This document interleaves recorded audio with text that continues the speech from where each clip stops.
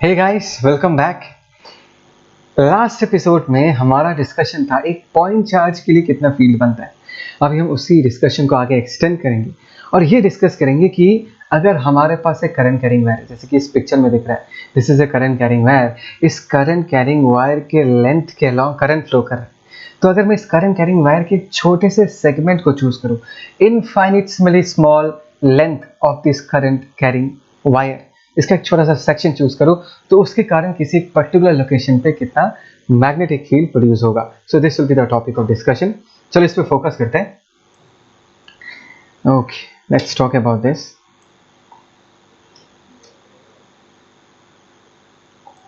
Okay, अभी ध्यान से देखो। तो ये क्या है, यहाँ पर मैंने एक करंट कैरिंग वायर ड्रॉ किया जिसका मैंने एक बहुत ही छोटा infinitely small segment of current carrying wire consider किया जिसका लेंथ है dl, and as because it is so small, dl it's infinitely small, तो वो स्ट्रेट लाइन ही हम कंसिडर कर सकते हैं। मतलब इस सेक्शन को हम एक स्ट्रेट सेक्शन के जैसा कंसिडर करेंगे, ठीक है। और जैसे कि पिक्चर में दिख रहा है, बहुत सारे पॉजिटिव चार्जेस इस पर्टिकुलर कंडक्टिंग वायर के थ्रू फ्लो कर रहा है। एक बात याद दिला देता हूं, हमने करंट में ये सीखा था कि कंडक्टिंग वायर के अंदर सारे charges they drift forward with a velocity called as what, drift velocity. तो मैं vd के बारे में बात कर रहा हूं। हर एक पॉजिटिव चार्ज के पास कितना वेलोसिटी है, vd। बात को समझो। और vd किस तरफ है, इस वायर के थ्रू करंट जिस तरफ फ्लो कर रहा है, ट्राई टू अंडरस्टैंड। करंट जिस तरफ फ्लो कर रहा है उसी तरफ ड्रिफ्ट वेलोसिटी है, करेक्ट। अच्छा, ये जो हमने एक बहुत ही छोटा सेक्शन कंसिडर किया है, इसका क्रॉस सेक्शनल एरिया कितना है a, इसका लेंथ कितना है dl। तो अभी अगर मैं तुमको ये पूछूं इसका वॉल्यूम कितना है, what is the volume of the small section, इसका जवाब होगा sir a into dl। a into dl is the volume of the section. तो अभी नेक्स्ट अगर मैं तुमको ये पूछूं कि इस सेक्शन में कितना सारा चार्जेस है, व्हाट इज द, नॉट सारा charges, what is the quantity of charge. Let us से इसके पास जो चार्ज होगा दैट इज dq। चलो मैं लिख के रखता हूँ, that is quantity of charge. मतलब इस छोटा सा जो तुमको एक सिलिंड्रिकल सेक्शन दिख रहा है, इसके अंदर कितना चार्ज होगा वो लिखना है। तो इसको बोलने के लिए, इसको निकालने के लिए मुझे सबसे पहले चार्ज डेंसिटी पता होना पड़ेगा। और मैंने यहाँ पर लिख के रखा, देखो n is the number of charges per unit volume. मतलब यूनिट वॉल्यूम में n नंबर ऑफ चार्जेस है। तो अभी हमारे पास dv वॉल्यूम है, तो dv वॉल्यूम में कितने सारे चार्जेस होंगे, n इंटू dv। बात को समझो, dv वॉल्यूम में कितना सारा चार्जेस होगा, n into dv। So these are the amount, this is the number of charges, try to understand. And जो था that is number of charges per unit volume, उसको अगर मैं dv के साथ मल्टीप्लाई करूँ तो मुझे मिलेगा टोटल नंबर ऑफ चार्जेस। तो क्वांटिटी ऑफ चार्ज क्या होना पड़ेगा, इसको मुझे चार्ज के वैल्यू के साथ मल्टीप्लाई करना है। जैसे से हर एक चार्ज का वैल्यू हमने क्या मान के रखा है, q मान के रखा है। बात समझ में आया, क्या मान के रखा है, q मान के रखा है। इनफैक्ट मैं एक काम करता हूँ, as because this is a current carrying wire, Q का वैल्यू क्या होगा, ई। मैं ई लिखता हूँ, ई से ज़्यादा फील आएगा, मैं ई लिख के रखता हूँ। सो मैंने यहाँ पर हर एक चार्ज का वैल्यू कितना ई, तो मैं ई लिख के रखा, तो ये कितना होगा, एन ई टी वी। बात को समझो, this is D Q, this is the amount of charge which is present in this small section, ठीक है ना।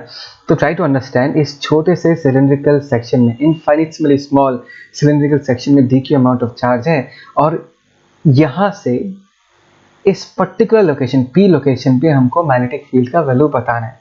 और यहाँ पर जो मैग्नेटिक फील्ड होगा that is produced by this dq amount of charge. This dq is extremely small, इतना कम quantity of charge के लिए यहाँ पर जो मैग्नेटिक फील्ड प्रोड्यूस होगा वो भी बहुत ही छोटा होगा, इसलिए हमने dv लिख के रखा। क्या लिख के रखा हमने, dv लिख के रखा। इसमें कितना चार्ज है, dq अमाउंट ऑफ चार्ज है, इसका पोजीशन वेक्टर है क्या है, r वेक्टर। और ध्यान से देखो, ये ग्रीन कलर का लाइन दिख रहा है ना, this is the direction of velocity. तो ये r वेक्टर है और ये वेलोसिटी वेक्टर इस तरफ है, ठीक है ना। तो as we have learned in the previous video कि मैग्नेटिक फील्ड का, एक पॉइंट चार्ज के लिए मैग्नेटिक फील्ड का एक्सप्रेशन क्या होता है। और ये ध्यान दो कि इस पर्टिकुलर डिस्कशन में इस छोटे से वॉल्यूम में जो D Q amount of charge है, इसको मैं पॉइंट चार्ज जैसा ही कंसिडर कर रहा हूँ। कोई कंफ्यूजन नहीं होना चाहिए। ये तुमको स्क्रीन में बड़ा दिख रहा है, but this is an infinitely small cylindrical section, very very small. तो इसके अंदर सारे चार्जेस को मैं एज्यूम कर सकता हूँ, they are behaving like point charge. तो एक पॉइंट चार्ज के लिए which is a very small amount of charge, dB का वैल्यू कितना होगा, ध्यान से देखो। तो यहाँ पर हम dB लिख सकते हैं, dB कितना होगा, दैट इज इक्वल टू, मैं मैग्नीट्यूड लिख रहा हूँ सिर्फ, mu naught by 4 pi, q के जगह हम लोग क्या लिख देंगे, दैट इज dq, ठीक है ना। v d vector cross r cap divided by what, r square. यही था एक्सप्रेशन, बस q के जगह हमने dq लिखा और वेलोसिटी की जगह vt लिखा बिकॉज मुझे ये पता है कि सारे चार्जेस ड्रिफ्ट वेलोसिटी से ट्रैवल कर रहे हैं, ठीक है ना। ओके फाइन, अभी थोड़ा इसको सिंप्लीफाई करते हैं। This is mu naught by 4 pi into D Q की जगह हम ये लिख सकते हैं that is N E D V. अच्छा मैं यहाँ लिख देता हूँ डी वी मैंने यहाँ पर लिख के रखा कितना है ए इंटू डी एल, ये लिख के रखता हूँ। चलो यहीं भी लिख के रखता हूँ that is N E D V की जगह हम ए इंटू डी एल लिख सकते हैं, तो डायरेक्टली हमने यही लिख दिया N E A D L, ठीक है ना। इंटू अगर मैं क्रॉस प्रोडक्ट को खोल दूँ, mod of vd vector is vd, mod of r cap is 1 and sin of angle between drift velocity and r vector, ये जो एंगल है इस एंगल को मैंने फाई मान के रखा। क्या मान के रखा है? फाई। तो यहाँ पर हमने फाई लिखा है, ध्यान से देखो नीचे क्या लिख सकते हैं हम, नीचे हम लिख सकते हैं आर स्क्वायर, ठीक है। कुछ नहीं, इसको थोड़ा सा हम मैनिपुलेट करेंगे, ध्यान से देखो यहाँ पर हम म्यू नॉट बाई 4 पाई लिख देते हैं और ध्यान से देखो N E A V D, कुछ याद आया? N E A V D formula, N E A V D is nothing but current, तो N E A V D को मैं क्या लिख सकता हूँ? करंट लिख सकता हूँ। और बाकी क्या रहेगा? ध्यान से देखो बाकी यहाँ पर रहेगा डी एल साइन फाई, यही बाकी रह जाएगा D L sine phi divided by what? Divided by R square. समझ में आ रहा है मैं क्या कह रहा हूँ? Is that clear? अच्छा अभी ध्यान से सुनना मैं क्या कहना चाहता हूँ। मैं ये कहना चाहता हूँ कि यहाँ पर जो तुमको dl दिख रहा है ना, मैं इस dl को अभी वेक्टर में कन्वर्ट कर दूंगा। dl is an element, it's a length, इसको मैं वेक्टर में कन्वर्ट कर दूंगा और मैं जो dl है, dl का जो डायरेक्शन है, that direction will be taken along the direction of drift velocity. Drift velocity जिस तरफ है जैसे कि दिख रहा है इट इज टुवर्ड्स राइट, तो dl वेक्टर का डायरेक्शन भी हम राइट की तरफ लेंगे, इस हमने यहाँ पर dl वेक्टर लिख दिया। या तुम इस चीज़ को ऐसे भी याद रख सकते हो कि ड्रिफ्ट वेलोसिटी इस छोटे से सेगमेंट में जिस तरफ होगा करंट भी उसी तरफ होगा, तो dl वेक्टर का डायरेक्शन किस तरफ होगा? dl वेक्टर मतलब it's a very small element, उस पर्टिकुलर एलिमेंट में करंट जिस तरफ फ्लो कर रहा है या ड्रिफ्ट वेलोसिटी जिस तरफ है उसी तरफ है dl का डायरेक्शन, तो हमने dl वेक्टर लिख दिया। ध्यान से देखो तो एक बात को समझो, dl vector and vd vector का डायरेक्शन एक ही है ना। dl वेक्टर ध्यान से सुनो, और ये जो मैंने vd वेक्टर लिखा है दोनों का डायरेक्शन सेम है, तो ये जो फाई एंगल बना है मैं ये भी कह सकता हूँ कि ये फाई एंगल dl वेक्टर और r वेक्टर के बीच बना है। तो मैं यहाँ पर क्या लिख सकता हूँ? That is dl vector cross r cap by r square लिख सकता हूँ। बोलो ये लिख सकते हैं नहीं लिख सकते? ये बताओ। dl vector cross r cap by r square, because देखो यहाँ पर r कैप इसको खोलूंगा तो मॉड ऑफ r कैप 1 आ जाएगा, dl को खोलूंगा तो मॉड ऑफ dl आ जाएगा, साइन फाई आ जाएगा।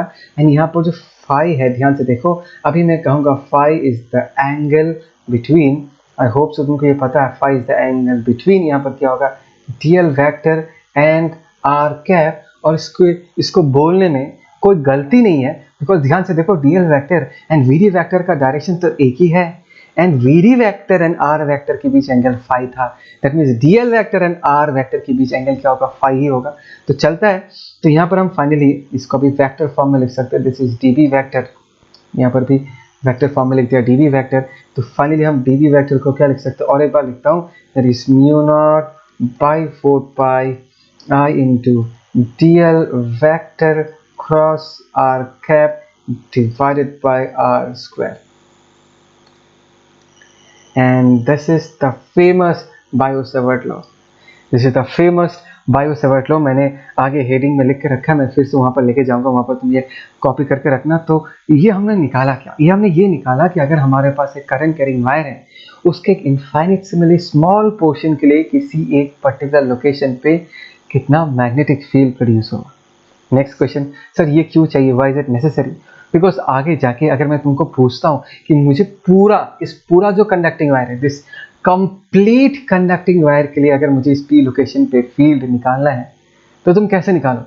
तुमको ऑब्वियसली एक एलिमेंट चूज करना पड़ेगा, उसके लिए फील्ड लिखना पड़ेगा, फिर हमको इंटीग्रेट करना पड़ेगा। So we are ready for that process because हमने अभी एक एलिमेंट के लिए कितना फील्ड बनता है वो हमने लिख लिया। अभी अगर मुझे पूरे करंट कैरिंग वायर के लिए उस जगह पर फील्ड पूछा जाता है तो मुझे इस क्वांटिटी को क्या करना पड़ेगा?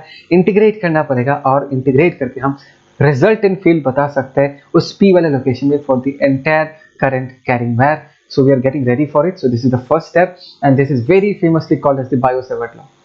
ठीक है, इसको यहाँ पर पॉज करो, पॉज करके अच्छे से लिख के रखो। लेकिन इसको लिखने के पहले एक मिनट, इसको लिखने के पहले एक बार ये चीज़ लिख के रखना, मैं इस पे लेके जाऊंगा तुमको फिर से, पहले इसको लिख के रखना जो मैंने यहाँ पर ये डिस्कशन किया है। Magnetic field produce by current carrying wire, that is Biot Savart's law, इसको बायो-सैवर्ट्स लॉ भी कहते हैं। यहाँ पर बस एक ही छोटा सा चीज़ तुमको बताना है, करंट कैरिंग करंट एलिमेंट जो मैंने ऑलरेडी ये वर्ड यूज़ किया है उसको हम एक्सप्रेस कैसे करते हैं। Current element is actually a small portion of the current carrying wire, लेकिन उसको एक्सप्रेस कैसे करते हैं। Current element is basically express as a product of current multiplied by the length of that infinitesimally small portion of that wire. dl जो है that is the length of that infinitesimally small portion of the wire. So I into dl का जो product है that is used to represent a current carrying element. ठीक है, तो इस चीज को लिख के रखना अच्छे से, फाइन, पॉज करके अच्छे से लिख के रखो। उसके बाद इसको लिख के रखना है अच्छे से। यहाँ पर मैंने पूरा डिराइवेशन दिखाया है कि इसको कैसे डिराइव करते हैं, बहुत ज़रूरी है बायो-सैवर्ट लॉ। आई थिंक सो तुम्हारे एनसीईआरटी के बुक में ना यहीं से ही डिस्कशन चालू किया है, बट ये आया कैसा है वो जानना बहुत ज़रूरी है, इसलिए मैं तुमको ये करके दिखाया। इसको अच्छे से कॉपी करके रखो, ठीक है। तुम्हारे एनसीईआरटी के बुक में एक बहुत बढ़िया कंपैरिजन दिया हुआ है between bio-Savart law and Coulomb's law. दोनों को कंपेयर किया गया है, कुछ सिमिलरिटीज़ को लेके डिस्कस किया गया है, कुछ डिफरेंसेस को लेके बताया गया है, ठीक है। तो मैं डिस्कस करता हूँ, तुमको ऑलरेडी पता है, बट इस तरीके से एक बार सुन के रखो, मज़ा आएगा सुन के। देखो, हम सबको पता है कि अगर मेरे पास एक चार्ज है, क्यू चार्ज, उसके लिए इस जगह पर, इस पर्टिकुलर जगह पर अगर मुझे इलेक्ट्रिक फील्ड बताना है, फॉर एग्जाम्पल यहाँ पर at a distance of R, यहाँ पर अगर इलेक्ट्रिक फील्ड बताना है उसका वैल्यू कितना होगा, that is K Q by R, correct. और यहाँ पर फॉर एग्जाम्पल इस पिक्चर को देखो, that is there is a current carrying wire. और एक बात ध्यान रखना कि यहाँ पर तुमको जो ये क्लोज लूप दिख रहा है, this is the magnetic field, this is how the magnetic field is present in this region. और एक बात बता के रखता हूँ, ये जो मैग्नेटिक फील्ड है ये सिर्फ इस एलिमेंट के लिए नहीं है, ये जो मैग्नेटिक फील्ड हमने बनाया है ये पूरे करंट कैरिंग वायर का कंट्रीब्यूशन इसमें, ठीक है। लेकिन इस छोटे से करंट कैरिंग एलिमेंट का भी यहाँ पर कुछ ना कुछ कंट्रीब्यूशन बनता है, और इस छोटे से करंट कैरिंग एलिमेंट के यहाँ पर जितना कंट्रीब्यूशन बनेगा, dB का वैल्यू कितना होगा, हमने जस्ट नाउ डिराइव किया, that is mu naught by 4 pi I into dl vector cross r cap divided by what, r square. यही है ना।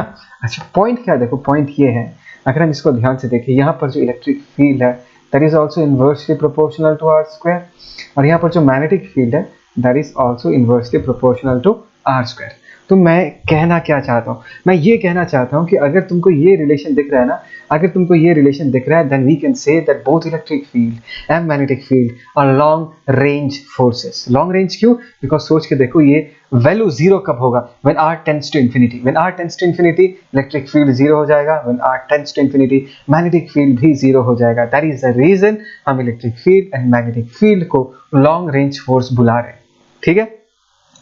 सेकेंड इंपॉर्टेंट चीज देखो, सेकेंड क्या है, ये जो क्यू चार्ज है, इस क्यू चार्ज के कारण इलेक्ट्रिक फील्ड क्रिएट हो रहा है, राइट। तो ये क्यू चार्ज जो है, this is basically a scalar source, because अगर इफ यू थिंक प्रॉपरली, ये जो इलेक्ट्रिक फील्ड किसके लिए प्रोड्यूस हो रहा है, इस क्यू चार्ज के लिए प्रोड्यूस हो रहा है, एंड क्यू है एक स्केलर क्वांटिटी, राइट। बट अगर मैं तुमको पूछूं, ये जो dB वेक्टर है, दैट इज मैग्नेटिक फील्ड, ये किसने प्रोड्यूस किया, this is produced by A current carrying element, right. मैंने ये वर्ड पहले भी यूज किया था, करंट एलिमेंट, और इसको हम डिफाइन कैसे करते हैं, that is product of current into dl vector, where dl is the length of that infinitesimal small portion of the current carrying wire that we have considered. तो dB जो है, that is a result of what, vector source. dB जो है, that is a result of what, that is a result of vector source, because dB बनाता कौन है, ये current element बनाता है, और इसको हम कैसे डिफाइन करता है, into dl vector, and this quantity is a vector quantity, ठीक है, ओके। थर्डली, तुमको एक बात समझना है, मैं तुमको ये डायग्राम दिखाता हूँ, इस डायग्राम को देखते हैं। हाँ, चलो इस डायग्राम देखते हैं। यहाँ पर एक क्यू चार्ज है, इस क्यू चार्ज के लिए इस जगह पर जो इलेक्ट्रिक फील्ड है वो इस तरफ होगा अगर क्यू पॉजिटिव है, अगर क्यू नेगेटिव है तो उल्टे डायरेक्शन में होगा। That is not the point, मैं ये समझाना चाहता हूँ। देखो, इलेक्ट्रिक फील्ड किस तरफ है, जिस तरफ आर वेक्टर है, जिस तरफ पोजिशन वेक्टर है, उसी तरफ इलेक्ट्रिक फील्ड है। लेकिन इसी सिनेरियो को अगर मैं करंट कैरिंग एलिमेंट के साथ कंपेयर करूँ, देखो एक बात को समझो, जैसे कि यहाँ पर Q is a source of electric field, ये जो करंट कैरिंग वायर है this is a source of magnetic field. इस चीज को समझने की कोशिश करो। एक चार्ज अपने चारों तरफ एक इलेक्ट्रिक फील्ड बनाता है और ये जो करंट कैरिंग वायर है इसने अपने चारों तरफ मैग्नेटिक फील्ड बना के रखे, ठीक है ना। तो ये हो गया current carrying source, magnetic field का सोर्स, ये हो गया आर वेक्टर। और ये जो बी वेक्टर है ध्यान से देखो, ये करंट कैरिंग वायर और ये जो आई आर वेक्टर है, this two objects are lying on the screen. तुम्हारा जो स्क्रीन है उसमें लाई कर रहा है, right, it is lying on the plane of the screen. और ये जो बी वेक्टर है it is pointing towards you. ये बात समझ में आ रहा है नहीं आ रहा? ये जो बी वेक्टर है, this B vector is actually pointing towards you. तो मैं ये कहना चाहता हूँ कि इन दिस सिनेरियो जो मैग्नेटिक फील्ड होता है it is always perpendicular to the plane containing the source and the position vector. बात समझ में आया? लेकिन यहाँ पर जो इलेक्ट्रिक फील्ड है that is on the same plane containing the source and the position vector. लेकिन in case of magnetic field is always perpendicular to the plane containing the current carrying wire and the position vector. इन दोनों में ये difference है, ठीक है। Okay, अभी return चलते हैं, देखते हैं नेक्स्ट पॉइंट क्या है। यहाँ पर फोर्थ में एक छोटा सा पॉइंट बोला गया है कि बायो-सेवर्ट लॉ में तुमको एंगल डिपेंडेंसी दिखेगा ना, बिकॉज अगर मैं μ0/4πi into dl cross r cap, dl vector cross r cap को अगर ओपन अप करता हूँ तो वहाँ पर एक फाई एंगल आएगा। लेकिन इलेक्ट्रिक फील्ड के फॉर्मूला में ऐसा कोई एंगल डिपेंडेंसी नहीं है, ये भी एक डिफरेंस में काउंट होता है। एंड लास्टली ये कोई डिफरेंस नहीं है, ये एक इंफॉर्मेशन है जो तुमको मैं दे के रहना चाहूँगा। देखो एप्सिलॉन नॉट जो है that is the permittivity of free space, mu naught जो है that is permeability of free space, right. दोनों का अगर मैं प्रोडक्ट चेक करूँ, एप्सिलॉन नॉट को यहाँ पर ऊपर हमने एक 4π मल्टीप्लाई कर दिया, नीचे 4π मल्टीप्लाई कर दिया। 4π एप्सिलॉन नॉट को हम क्या लिख सकते हैं 1/9 into 10⁹ and mu not by 4π को हम क्या लिख सकते हैं 10⁻⁷। दोनों का अगर मल्टीप्लाई करेंगे तो हमको ये मिलता है it is 1/3 into 10⁸ the whole square। And if you see this expression properly, this is the speed of light, है ना, this is speed of light. इस चीज को हम कैसे लिख सकते हैं, इस चीज को हम लिख सकते हैं 1/c²।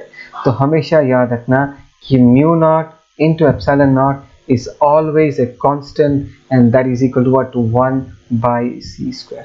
It's very very important। ये जो रिलेशन है ये हमने यहाँ पर देख के रखा है क्योंकि ये रिलेशन फिर से आगे जाके इलेक्ट्रोमैग्नेटिक वेव्स का एक चैप्टर है उसमें फिर से आएगा और उसमें ये रिलेशन बहुत ज़्यादा यूज होता है, जान के रखना बहुत ज़रूरी है। So this was all about Biot-Savart law. इसको अच्छे से कॉपी करके रखो, जो जो पॉइंट्स मैंने बताया इसको आराम से पॉज करके अच्छे से ये सारे पॉइंट्स कॉपी करके रखो, बहुत ज़रूरी है। नोट्स बनाना बहुत ज़रूरी है, मैं नोट्स बनाने में बहुत ज़्यादा बिलीव करता हूँ, तो इस चीज़ को अच्छे से कॉपी करके रखो, ठीक है। इसको लिखो पॉज करके, फिर इसके बारे में भी लिख के रखना जो मैंने कहा है, ठीक है। ओके,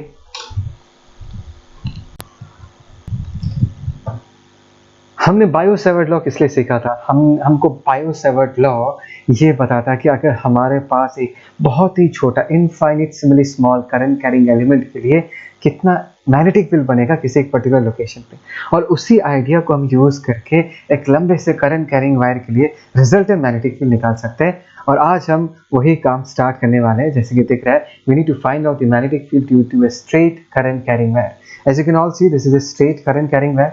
इसे थोड़ा सा बड़ा कर देता हूँ। Yes, this is a straight current carrying wire, right? और ध्यान से देखो, this is a finite current carrying wire, infinite नहीं है। I current इस तरफ फ्लो कर रहा है, ठीक है ना। एंड हमको इस P लोकेशन पे इस current carrying wire के लिए resultant field कितना बनता है वो निकालना है। And this location P is at a perpendicular distance of R from the current carrying wire। बात को समझो, is at a perpendicular distance of R from the current carrying wire। ये जस्ट मैंने डिस्टेंस डिनोट किया है। अच्छा, और इस P वाले पॉइंट पे करंट कैरिंग वायर का जो टॉप एंड है वो अल्फा एंगल सबटेंड करता है, और इसी करंट कैरिंग वायर का जो बॉटम एंड है वो बॉटम एंड इस पर्टिकुलर P पॉइंट पे कितना एंगल सबटेंड करता है, बीटा एंगल सबटेंड करता है, ठीक है। अच्छा, और मैंने इस पॉइंट को अपना ओरिजिन मान के रखा है। देखो, यहाँ से हमने अपना एक्स एक्सिस ड्रॉ किया, यहाँ से हमने अपना वाई एक्सिस ड्रॉ किया है, और हमको ये निकालना है कि इस जगह पर रिजल्टेंट मैग्नेटिक फील्ड क्या होगा। And as you can all guess, हमको सबसे पहले क्या करना है, हमको सबसे पहले करंट एलिमेंट चूज करना है। उसके कारण उस P लोकेशन पे जो dB amount of very very small amount of magnetic field जो बनेगा उस एक्सप्रेशन को लिखना है, फिर हमको इंटीग्रेट करके इस पूरे वायर के लिए रिजल्टेंट मैग्नेटिक फील्ड लिखना है। तो प्रोसेस वैसे ही स्टार्ट होता है, देखो प्रोसेस वैसे ही स्टार्ट होता है। आई होप से तुमको दिखाई दे रहा है। ओके ठीक है ना।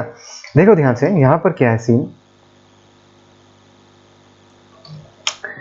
ये ओरिजिन है, तो ओरिजिन से L डिस्टेंस ऊपर दिख रहा है, ओरिजिन से L डिस्टेंस ऊपर मैंने एक छोटा सा DL current element, current carrying element choose किया। DL वेक्टर है basically, it is Poynting along the direction of current, ठीक है ना। और इसके रिस्पेक्ट में ये जो लोकेशन है जहां पर हमको रिजल्टेंट मैग्नेटिक फील्ड बताना है, उसको पॉइंट कौन कर रहा है, this is the R vector, this is the position vector जो इस लोकेशन का पोजीशन बता रहा है with respect to the current carrying element. तो ध्यान से देखो, DL वेक्टर तो ऊपर की तरफ पॉइंट कर रहा है and this is R vector, so what is phi, phi is the angle between DL vector and R vector, ठीक है। ओके नेक्स्ट, इस DL करंट कैरिंग एलिमेंट के लिए इस जगह पर जो मैग्नेटिक फील्ड प्रोड्यूस होगा वो किस डायरेक्शन में प्रोड्यूस होगा, डायरेक्शन हम कैसे डिसाइड करें, मैंने सिखाया था कैसे निकालते हैं, DL क्रॉस R कैप। अगर तुमको याद है मैग्नेटिक फील्ड का फॉर्मूला जो हम इस बात यूज करेंगे, that is DB vector in this case is equal to what, mu naught by 4 pi I into DL vector cross R cap divided by what, R square।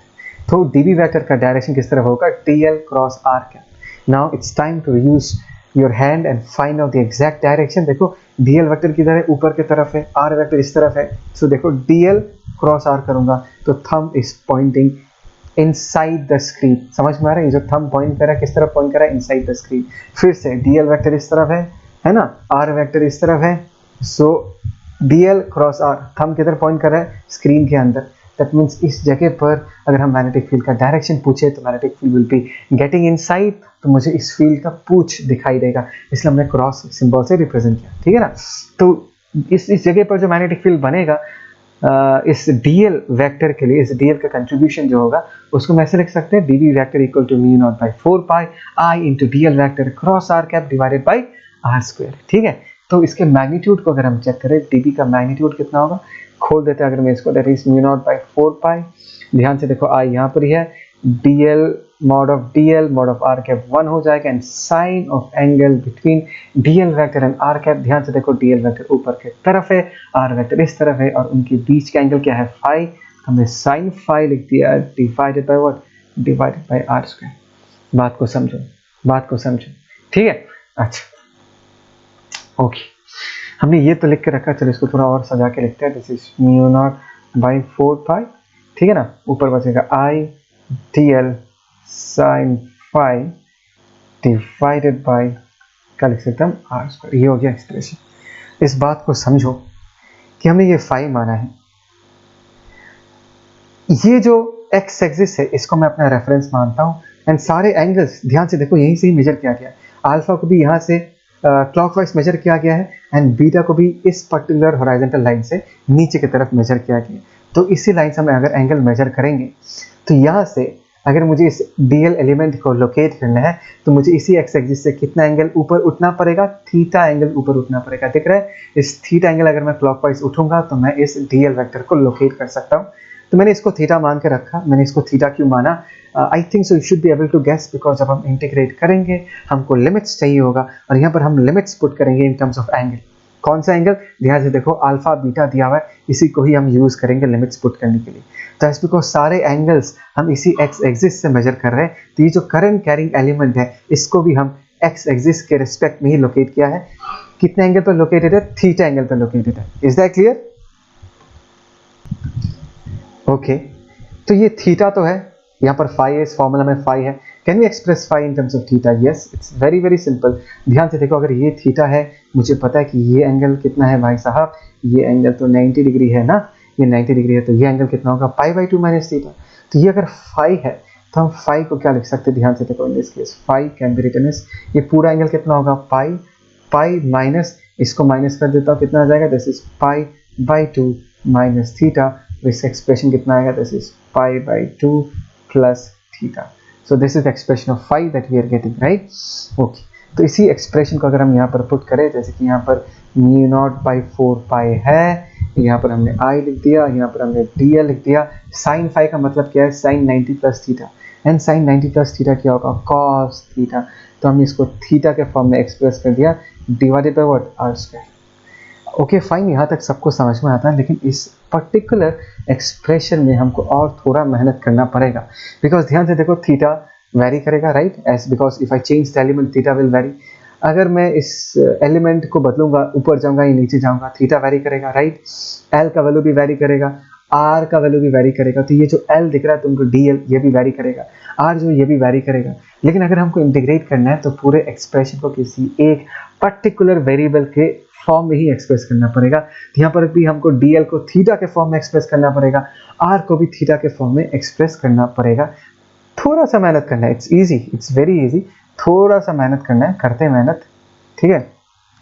इसी side में करते हैं हम, इसी साइड में करते हैं। फॉर एग्जाम्पल अगर इस ट्राइंगल को ध्यान से देखो, मैं टेन थीटा क्या लिख सकता हूँ, ध्यान से देखो, what can I write tan theta as, tan theta in this case is equal to what, perpendicular is what, L दिख रहा है, परपेंडिकुलर बाय बेस क्या हो जाएगा, आर। देखो आर लेकिन कांस्टेंट है, it is the perpendicular distance. तो यहाँ पर अगर हमको एल लिखना है तो एल को हम क्या लिख सकते हैं, that is R tan theta. लेकिन हमको एल तो नहीं चाहिए, हमको चाहिए क्या, हमको चाहिए dl, is that clear? So let us differentiate both the sides with respect to theta. This is dl by d theta, r तो constant है, tan theta को differentiate करूंगा तो कितना आएगा, that is sec square theta. So यहाँ पर हमको dl का वैल्यू क्या मिलेगा, dl का वैल्यू मिलेगा r sec square theta into d theta. तो हमने dl का काम तो निपटा लिया कि अगर हमको dl को थीटा के फॉर्म में एक्सप्रेस करना है तो हम इसको ऐसे एक्सप्रेस करेंगे, ठीक है। dl का काम हो गया। अभी नेक्स्ट क्या काम है, हमको r को भी एक्सप्रेस करना है, and that is much more simple. ध्यान से देखो, इसी राइट एंगल ट्राइंगल को ध्यान से देखो, ये जो r है, ये जो ब्लू वाला लाइन है, इसका लेंथ हम r, इसका लेंथ r है, और r का जो cos कंपोनेंट है, r cos theta, that is equal to what, capital R। तो हम ये लिख सकते हैं कि छोटा r cos theta is equal to what, capital R. Is that clear? छोटा r cos theta is equal to capital R, and छोटा r will be equal to what, R by cos theta, R by cos theta, जिसको हम क्या लिख सकते हैं, R sec theta। छोटा r को हम ऐसा लिख सकते हैं, और इसको भी हमको आगे जाके यूज तो करना पड़ेगा, ठीक है। तो हम तैयार हो गए, हम इसमें सारे वैल्यूज को भी पुट कर देते हैं फटाफट। तो यहाँ पर हम क्या लिख सकते हैं, this is mu naught I by 4 pi, dl के जगह हम लोग क्या लिख सकते हैं, ध्यान से देखो, that is r sec square theta, यहाँ पर cos थीटा पहले से है, एंड डिवाइडेड बाई, ध्यान से देखो, हाँ ओके ओके ओके, यहाँ पर एक छोटा सा मिस्टेक हुआ है, यहाँ पर ना, ओ नहीं, ठीक है ठीक है ठीक है ठीक है ठीक है ठीक है ठीक है ठीक है, माई फॉल्ट, मैं यहाँ पर एक चीज़ लिखना भूल गया। तो यहाँ पर r sec square theta into D theta है, तो ये डी थीटा लिखना है dl के जगह, यहाँ पर और एक cos थीटा है, इस cos थीटा को हमने लिख दिया। r स्क्वायर के जगह हम लोग क्या लिख सकते हैं, that is r square sec square theta. तो ध्यान से देखो, r स्क्वायर यहाँ कैंसिल आउट हो जाएगा, sec स्क्वायर थीटा पूरा कैंसिल आउट हो जाएगा, और यहाँ पर क्या बच रहा है, ध्यान से देखो, that is mu naught I by 4 pi r, ये बचा। और अंदर क्या बचा, ध्यान से देखो, अंदर बचा cos theta into d theta, and this is dp. Now if you need to find out the resultant magnetic field, we need to integrate this expression. तो यहाँ पर हमने इंटीग्रेशन लगाया, यहाँ पर भी हमने इंटीग्रेशन लगाया, इसका वैल्यू 0 से लेके b तक है, एंड थीटा का वैल्यू कहाँ से कहाँ तक वेरी कर रहा है, theta is the angle which is measured with respect to the x axis. तो अगर हम इस पॉइंट से चालू करेंगे, this is located at minus beta, because we are measuring it downwards anti clockwise. Because देखो, इस लेवल को मैंने 0 डिग्री माना है, मतलब एक्स एक्सिस को मैंने 0 डिग्री माना है, उसके नीचे जाऊंगा तो माइनस हो जाएगा, उसके ऊपर जाऊंगा तो क्या लिखेंगे हम, प्लस। तो लिमिट्स होगा from minus beta two plus alpha. तो लिमिट्स यहाँ पर हम क्या लिख रहे हैं, minus beta two plus alpha, ठीक है। तो इसको अगर हम सिंप्लीफाई करें, देखो क्या आएगा, that is mu naught I by 4 pi r, integration of cos theta is plus sin theta, and if I see the limits in this case is from minus beta two plus alpha. तो यहाँ पर हम क्या लिख सकते हैं, that is mu naught I by 4 pi r, और यहाँ पर क्या लिखेंगे, that is sin alpha minus of sin of minus beta, and sin of minus beta is minus sin beta. इसके पहले, इसके आगे पहले से एक माइनस है, माइनस माइनस प्लस हो जाएगा, और ये एक्सप्रेशन कितना हो जाएगा, ये एक्सप्रेशन हो जाएगा साइन बीटा, और ये हो गया हमारा बी का expression. And this is a very very important relation, बहुत ही ज़्यादा इंपॉर्टेंट रिलेशन है जो तुमको याद रखना है बहुत अच्छे से, कि अगर तुम्हारे पास एक फाइनाइट करंट कैरिंग वायर है, उसके कारण at a perpendicular distance of R एक पर्टिकुलर लोकेशन पे मैग्नेटिक फील्ड उस पूरे करंट कैरिंग सेगमेंट के लिए कितना होगा, that is given by this formula mu naught I by 4 pi R, R is the perpendicular distance sine alpha plus sine beta. अच्छा, कौन सा अल्फा है कौन सा बीटा है, कभी भी प्रॉब्लम करोगे, अगर कभी भी डाउट हो तो तुमको क्या करना है, तुमको कुछ नहीं करना, तुमको चुपचाप, ध्यान से सुनना, तुमको चुपचाप जहाँ पर फील्ड निकालना है वहाँ पर बैठ जाना है, ठीक है। बैठ के ये ऑब्जर्व करना, ये देखना कि तुम्हारा लाइन ऑफ साइट, ये हो गया तुम्हारा लाइन ऑफ साइट जहाँ पर 0 डिग्री पे है, तो तुम्हारा लाइन ऑफ साइट टॉप, मतलब if this is your line of site, उस करंट कैरिंग वायर के टॉप पॉइंट को लोकेट करने के लिए कितना एंगल ऊपर जाना पड़ रहा है, अल्फा, ठीक है। फिर से ये अगर तुम्हारा लाइन ऑफ साइट है, तुमको अगर इस करंट कैरिंग वायर के बॉटम को लोकेट करना है तो कितना एंगल जाना पड़ेगा नीचे, जितना एंगल नीचे जाना पड़ेगा दैट इज बीटा। समझ में आया? जहाँ पर फील्ड निकालने बोला वहीं बैठ जाओ, और ऊपर क्या होगा, हॉरिजॉन्टल से जितना ऊपर देखना पड़ रहा है तुमको that is alpha, and horizontal से जितना नीचे तुमको देखना पड़ रहा है दैट इज बीटा। ऐसे करके याद रखना, मैं भी ऐसे करके याद रखता हूँ, बहुत आराम से ये चीज़ याद रहता है, ठीक है ना। तो ये हो गया हमारा एक्सप्रेशन, इसको अच्छे से लिख के रखो, बहुत ही इंपॉर्टेंट रिलेशन है, बहुत सारे प्रॉब्लम्स में इसको आपको यूज करना पड़ेगा, ठीक है। हमने एक फाइनाइट वायर के लिए कितना मैग्नेटिक फील्ड होता है उसका एक जनरल एक्सप्रेशन निकाल लिया। अभी कुछ केसेस हम डिस्कस करके रखते हैं। देखो, अगर वो फॉर्मूला पता है तो कोई भी केस तुम सॉल्व कर सकते हो, लेकिन इन सारे केसेस को देख के रखोगे तो कभी भी तुम्हारे सामने ऐसा सिचुएशन आए तो तुमको सोचना नहीं पड़ेगा, तो देख के रखते, ठीक है। पहला case is very very simple. देखो, हमारे पास एक फाइनाइट करंट कैरिंग वायर है, एंड बेसिकली ये जो पी पॉइंट है that is at a perpendicular distance of R, and ये इस वायर को इक्वल हाफ्स में डिवाइड कर रहा है। मतलब मैं ये बताना चाहता हूँ कि ये वाला एंगल भी फाई है, ये वाला एंगल भी फाई है, दोनों एंगल जो पी पॉइंट में सबस्टेंड कर रहा है top of the current carrying wire and the bottom of the current carrying wire, दोनों एंगल क्या सेम।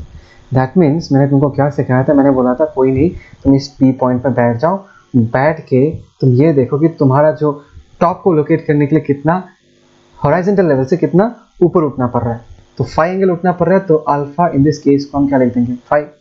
और तुम्हारे लाइन ऑफ साइट को हॉरिजॉन्टल से कितना नीचे झुकना पड़ेगा तो लोकेट द बॉटम एंड, उसको हम बीटा बोलते हैं। इन दिस केस कितना झुकना पड़ेगा, फाई एंगल झुकना पड़ेगा, तो बीटा को हमने फाई लिख दिया। इट्स वेल एंड गुड, समझ में आ गया। तो अभी अगर हमको रिजल्टेंट मैग्नेटिक फील्ड बताना है, हमने ऑलरेडी एक्सप्रेशन लिख के रखा है, mu naught I by 4 pi, छोटा r लिखता हूँ बिकॉज छोटा r is the perpendicular distance, और इन दिस केस इनटू ये क्या था, साइन अल्फा के जगह फाई प्लस साइन बीटा, इसके जगह भी हम क्या लिख देंगे, फाई लिख देंगे। सो इन दिस केस ये एक्सप्रेशन कितना हो जाएगा, ध्यान से देखो, इस म्यू नॉट आई ऊपर 2 साइन फाई आ जाएगा, तो ऊपर का बेसिकली 2, नीचे का 4 के साथ कैंसिल हो गया, क्या बचेगा 2 पाई आर। ये तो सिंपल सा है, ये तो ऐसे भी याद रहेगा, ये कोई मैंने फॉर्मूला नहीं दिया तुमको याद रखना है, ये कोई फॉर्मूला नहीं है जो तुमको याद रखना है, तुमको बस बता के रख रहा हूँ ताकि तुमको अगर ये सिचुएशन, ये आइडिया या ये सिचुएशन कभी तुम्हारे सामने आई, तुम आराम से इसको सॉल्व कर पाओ, जल्दी सॉल्व कर पाओ, because time is very important. Second case देखते हैं, let's see the second case.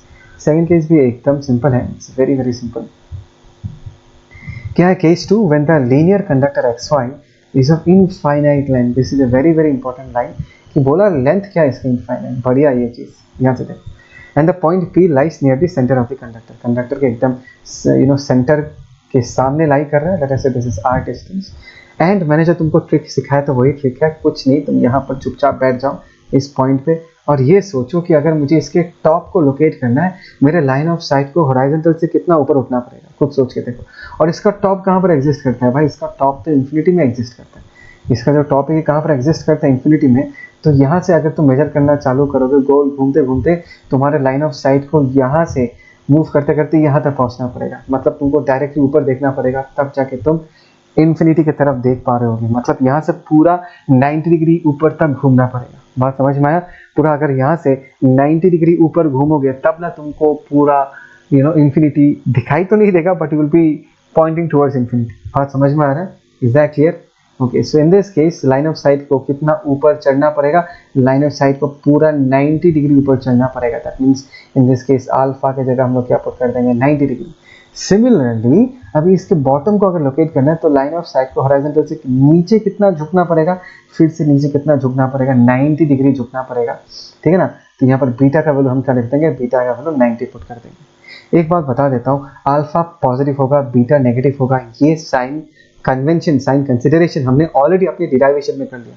अभी जब अल्फा एंड बीटा का वैल्यूज पुट करोगे ना तो वहाँ पर फिर साइन मत पुट कर देना, बिकॉज साइन ऑलरेडी कंसिडर कर लिया, सिर्फ वैल्यूज पुट करना। सो इन दिस केस अभी अगर मुझे b का वैल्यू निकालना है, so in this case that is mu not i by in this case 4 pi, इस डिस्टेंस को r लिखता है दैट इज r, साइन यहाँ पर क्या आएगा साइन 90 प्लस यहाँ पर हम क्या लिख सकते हैं that is sine 90, sine 91, sine 91 1 plus 1 क्या हो जाएगा 2, एंड इन दिस केस ये कितना हो जाएगा this is mu not i by 2 cancel out हो जाएगा और यहाँ पर बचेगा 2 पाई r। ये जो मैंने रिलेशन लिखा ये तो बहुत ही फेमस रिलेशन है, बहुत ज़्यादा यूज में आता है कि एक इनफाइनाइट करंट कैरिंग वायर के आर डिस्टेंस सामने कितना मैग्नेटिक फील्ड होता है। डायरेक्शन का कोई पंगा श्योर ना, करंट अगर इस तरफ है डायरेक्शन किस तरफ होगा, you put your thumb along the direction of current and curl your fingers, just current की तरफ अपना थंब पॉइंट करो, अपने फिंगर्स को कर्ल करो और तुमको फील आएगा तुम्हारा फिंगर्स कर्ल करके पी पॉइंट पे जब जाके पहुंचेगा तो पी पॉइंट के अंदर towards P point towards P point point कर रहा होगा। दैट मीन्स यहाँ पर जो मैग्नेटिक फील्ड का डायरेक्शन होगा वो कुछ ऐसा होगा। बात समझ आ रहा है? You just put your thumb along the direction of current and curl your fingers, और तुम्हारा फिंगर्स को इमेजिन करो कि तुम्हारा फिंगर्स कर्ल करके अगर पी पॉइंट तक पहुंचेगा तो पी पॉइंट में तुम्हारा नेल्स, तुम्हारा फिंगर्स किस तरह पॉइंट कर रहा होगा, inside the screen, so the magnetic field is pointing inwards और तुमको फील्ड का पूछ दिखाई देगा, ठीक है ना। ये और एक केस था, नेक्स्ट केस देखते हैं। Next is case 3, this is next is case 3, ये भी सिंपल सा ही है, it's very very simple. Case 3 क्या है, when the linear conductor is of infinite length and the point P lies near the end y और x, मतलब ये जो कंडक्टर है ये इन्फिनिटी तक एक्सटेंड करता है, ठीक है ना। लेकिन हमको जिस पॉइंट पे मैग्नेटिक फील्ड निकालना है वो कंडक्टर के एक एंड के सामने, दूसरे एंड इन्फिनिटी पे है और मतलब ये जो एंड है ये तो इन्फिनिटी पे है लेकिन दूसरे एंड के सामने हमको फील्ड बताना है यहाँ पर इस जगह, ठीक है ना। कोई नहीं, मैंने क्या बताया था कि यहाँ बैठ जाओ, चलो यहाँ पर बैठ गए ना। अभी ये सोचो कि अगर तुमको हॉरिजॉन्टल से मूव करके इसके टॉप पॉइंट को लोकेट करना है तो कितना एंगल घूमना पड़ेगा, वी ऑल नो कितना एंगल घूमना पड़ेगा, 90 डिग्री हमने जस्ट नाउ डिस्कस किया। इसके लाइन ऑफ साइट को पूरा 90 डिग्री घूमना पड़ेगा, पूरा ऐसा उसके टॉप पॉइंट को लोकेट करने के लिए। और हॉरिजॉन्टल से कितना नीचे झुकना पड़ेगा to locate the bottom point. Bottom point तो यहाँ पर ही है, एंड ध्यान से देखो बॉटम पॉइंट तो हॉरिजॉन्टल में ही लाई करता है, मतलब बॉटम पॉइंट को लोकेट करने के लिए उसको हॉरिजॉन्टल से नीचे जाना ही नहीं पड़ेगा। बात समझ आ रहा है मैं क्या कह रहा हूँ? उसका जो बॉटम पॉइंट है उसको लोकेट करने के लिए उसको हॉरिजॉन्टल से नीचे जाना ही नहीं पड़ रहा, तो यहाँ पर बीटा का वैल्यू कितना होगा, 0 डिग्री। Is that clear? बस अभी धराधर फॉर्मूला यूज कर दो। फॉर्मूला क्या होगा, B that is equal to what, mu naught I by in this case that is 4 pi, छोटा r मान लिया, छोटा r इज द डिस्टेंस। एक साइन अल्फा की जगह हम लोग क्या पुट कर देंगे, साइन 90, एंड साइन बीटा की जगह हम लोग क्या पुट कर देंगे, साइन 0। तो कितना हो जाएगा, साइन 90 इज 1 और साइन 0 0, 1 प्लस 0 इज 1, 1 ही बचेगा। तो ऊपर यहाँ पर क्या बचेगा, दैट इज म्यू नॉट आई, और नीचे क्या बचेगा, दैट इज 4 पाई r। ठीक है, ये सारे सिंपल केसेस है, सब देख के रखो, मदद करेगा जब तुम प्रॉब्लम्स करोगे, ठीक है। ओके, लास्ट और एक केस है, केस 4।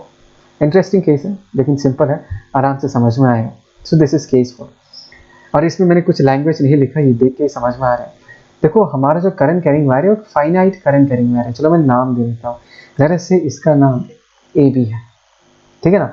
एंड ए बी के कारण मुझे इस पॉइंट पे, लेट अस से दिस इज पी पॉइंट, यहाँ पर फील्ड बताना है। और इस क्वेश्चन का स्पेशलिटी ये है, देखो ध्यान से, कि जिस पॉइंट पे हमको फील्ड बताना है वो ए बी के सामने नहीं है। ए बी तो यहाँ तक है, this is our current carrying wire, वो कहीं यहाँ पर है, it is not in front of the current carrying wire. तो इसके कारण यहाँ पर कितना फील्ड बन रहा है वो हम कैसे निकालें, ये बताओ, how shall we find it out. थोड़ा सा टेक्निक यूज करना है तुमको, बस एक एजम्पशन लेना है। मैं बताता हूँ एजम्पशन क्या है। देखो अभी जो ये पी पॉइंट है वो ए बी के सामने नहीं है, जस्ट एज्यूम करो कि जो करंट कैरिंग वायर है वो ए बी नहीं है, वो लंबा कर दो उसको, लेट अस से सी तक हमारा करंट कैरिंग वायर एग्जिस्ट करता है। लेट अस से करंट ऐसा है, करंट कैरिंग वायर पूरा ए बी सी, ये पूरा वाला जो है that is our current carrying wire. हाँ आई एग्री, BC में एक्चुअली एग्जिस्ट नहीं करता, BC वाला सेक्शन एक्चुअली में एग्जिस्ट नहीं करता, लेकिन मानो मैं ये कह रहा हूँ, एज्यूम कि BC वाला सेक्शन एग्जिस्ट कर रहा है, तो तुम्हारे सामने क्या है, C2B B2A, this is the entire current carrying wire. अभी C के सामने P पॉइंट लाई कर रहा है, तो अगर हमारे पास एक फाइनाइट वायर है, उसके सामने P पॉइंट में अगर हमको फील्ड बताना है, मैं बता देता हूँ इसके लिए कितना फील्ड होगा, ध्यान से देखो। Magnetic field due to the segment ABC, ABC वाले सेगमेंट के लिए, ABC वाले सेगमेंट के लिए मैग्नेटिक फील्ड कितना होगा, लिखता हूँ चलो, that is mu not I divided by 4 पाई, मैंने यहाँ पर R लिख दिया, sign alpha plus sine beta, ठीक है ना। मैंने क्या बताया था, यहाँ बैठ जाओ, यहाँ बैठ के इसके टॉप पॉइंट को लोकेट करने के लिए हॉरिजॉन्टल से कितना एंगल घूमना पड़ रहा है, बीटा, है ना। यहाँ बैठ के इसके टॉप पॉइंट को लोकेट करने के लिए, A पॉइंट को लोकेट करने के लिए हॉरिजॉन्टल से कितना एंगल ऊपर जाना पड़ रहा है, बीटा एंगल जाना पड़ रहा है, तो साइन बीटा प्लस साइन, यहाँ बैठ के अभी तुम्हारे लिए वायर क्या है, ध्यान से देखो, ABC, C is the bottom end of the wire, यहाँ बैठ के इस वायर के बॉटम एंड को अगर लोकेट करना है, वो तो सीधा हॉरिजॉन्टल में है, नीचे जाना पड़ ही नहीं रहा, तो C पॉइंट को लोकेट करने के लिए कितना एंगल घूमना पड़ेगा, 0 डिग्री, ठीक है। तो कितना आंसर आएगा, ध्यान से देखो, that is mu not I by 4 pi R, और यहाँ पर हम क्या लिख देंगे, दैट इज साइन बीटा। बोलो समझ आया नहीं आया, this is the magnetic field for the section ABC, this is equation 1। Now you will have a question, sir हमको तो सिर्फ AB वाले सेगमेंट के लिए चाहिए मैग्नेटिक फील्ड, हमको तो ABC वाले सेगमेंट के लिए नहीं चाहिए। यस आई एग्री, हमको AB वाले सेगमेंट के लिए चाहिए और मैं वो निकालूंगा, बस देखते जाओ। अभी हम एक काम करते हैं, अभी हम ये जो एज्यूम्ड BC वाला करंट कैरिंग सेक्शन है, एज्यूम जो कि एक्चुअली में एग्जिस्ट नहीं करता, that is magnetic field due to the section BC, वो निकाल लेते हैं। आई थिंक सो तुमको थोड़ा बहुत आइडिया मिल गया कि मैं करने वाला क्या हूँ, ठीक है ना। BC वाले सेगमेंट के लिए निकालते हैं, कितना होगा, that is mu not I divided by क्या होगा, 4 पाई R। और अगर मैं यहाँ बैठ के, अगर मैं BC वाले सेगमेंट के बारे में बात करूँ, यहाँ बैठ के B पॉइंट को अगर लोकेट करना चाहूँगा, तो हॉरिजॉन्टल से कितना एंगल ऊपर, अल्फा एंगल ऊपर, तो साइन अल्फा, प्लस हॉरिजॉन्टल से C को अगर लोकेट करूँगा, सॉरी P पॉइंट में बैठ के अगर C को लोकेट करूँगा, तो 0 डिग्री नीचे जाना पड़ेगा, तो हमने यहाँ पर लिख दिया साइन 0 डिग्री, और ये वैल्यू कितना आ जाएगा, ध्यान से देखो, that is mu not I divided by क्या आ जाएगा, दैट इज 4 पाई R, और यहाँ पर बचेगा दैट इज साइन R। बात समझ आया। तो हमने पूरा ABC के लिए निकाल दिया कितना कंट्रीब्यूशन होगा P पॉइंट पे, और हमने ये भी निकाल लिया BC वाले सेगमेंट के लिए क्या होगा। अगर तुमको ये कंफ्यूजन हो रहा है, बी वेरी वेरी केयरफुल कि दोनों मैग्नेटिक फील्ड के डायरेक्शन किस तरह के। AB वाले के लिए किधर होगा, क्या टेक्निक बताया था, put your thumb along the direction of current and curl your fingers, and अपने दिमाग में इमेजिन करो कि ABC वाला जो सेक्शन है, ABC वाला सेक्शन, वहाँ पर अगर मैं अपना थंब करंट के तरफ रखता हूँ और अपने फिंगर्स को कर्ल करता हूँ, ऑब्वियसली तुम्हारा फिंगर तो प्रैक्टिकली P तक नहीं पहुँचेगा, बट दिमाग में सोचो कि अगर मेरा पूरा फिंगर्स ये ABC को रैप करके P पॉइंट के थ्रू निकलेगा, तो किस तरफ निकलेगा, it will be pointing towards you. That means magnetic field due to the segment, ध्यान से देखना, magnetic field due to the segment ABC, उसके लिए जो इस जगह पर डायरेक्शन होगा वो तुम्हारे तरफ पॉइंट कर रहा है, इसलिए मैंने ऐसे डॉट बना के रखा है, ABC तुम्हारे तरफ पॉइंट कर रहा है। सिमिलरली अभी अगर मैं तुमको पूछूं कि इस जगह पर सेक्शन BC के लिए जो मैग्नेटिक फील्ड होगा उसका डायरेक्शन किस तरफ होगा, तो BC वाले सेगमेंट में भी करंट का डायरेक्शन तो सेम ABC वाले जैसा ही है। तो अगर मैं करंट के डायरेक्शन के अलाउंग अपने थंब को पॉइंट करूं और अपने फिंगर्स को कर्ल करूं, तो ध्यान से देखो, जब वो P पॉइंट से निकलेगा वो फिंगर्स तुम्हारे तरफ पॉइंट कर रहा होगा, the field lines will be coming out from the point P। तो यहाँ पर भी तुमको क्या दिखाई दे रहा है, डॉट दिखाई दे रहा है। बात समझ में आया। So both the field lines are along the same direction. ये मैंने सिर्फ डायरेक्शन के बारे में बता के रखा, लेकिन एक बात समझो, ये BC सेगमेंट तो एक्चुअली लाइन नहीं करता, हमको तो सिर्फ AB वाले के लिए चाहिए। तो क्या मैं ये कह सकता हूँ कि magnetic field due to the section AB is equal to magnetic field due to the section ABC minus magnetic field due to the section BC। बोलो ये समझ में आता है नहीं आता, इज दैट क्लियर, पक्का समझ में आया। अगर हमको AB वाले सेगमेंट के लिए मैग्नेटिक फील्ड चाहिए, तो ABC वाले सेगमेंट में से अगर मैंने BC वाले सेगमेंट का कंट्रीब्यूशन को माइनस कर दिया, तो मुझे सिर्फ एंड सिर्फ AB वाले सेगमेंट का कंट्रीब्यूशन मिलेगा। तो ये सिंपल सा है, अगर मैं दोनों को माइनस करूँगा तो क्या मिलेगा, म्यू नॉट I बाई नीचे क्या आ जाएगा, that is 4 pi R, and ABC वाले में क्या बचेगा, that is sign beta minus sine alpha. बात समझ आया। So this is the magnetic field of the section AB, that is how you find it out. ये फर्स्ट टाइम था इसलिए मैंने बहुत डिटेल्स में बताया। एक बार तुम इन चीज़ों को एक दो बार यूज़ कर लोगे प्रॉब्लम सॉल्विंग में, तो ये तो एकदम बेसिक सिंपल लॉलीपॉप बन जाएगा, वेरी इजी। ठीक है ना? आई होप से तुमको ये समझ में आया। इन सारी चीज़ों को अच्छे से लिख के रखो, ये सारे केसेस बहुत बहुत बहुत बहुत बहुत ज़रूरी है। ठीक है, तो इस डिस्कशन को हम यहाँ पर ही कंप्लीट करते हैं। We shall meet in the next video. Next video में मैं इन कंसेप्ट्स के ऊपर एक प्रॉब्लम डिस्कशन वीडियो बनाऊंगा, उसको ज़रूर देखना अगर तुमको अपना कंसेप्ट स्ट्रॉन्ग करना है, स्ट्रेंथन करना है। ठीक है, so take care, done for today.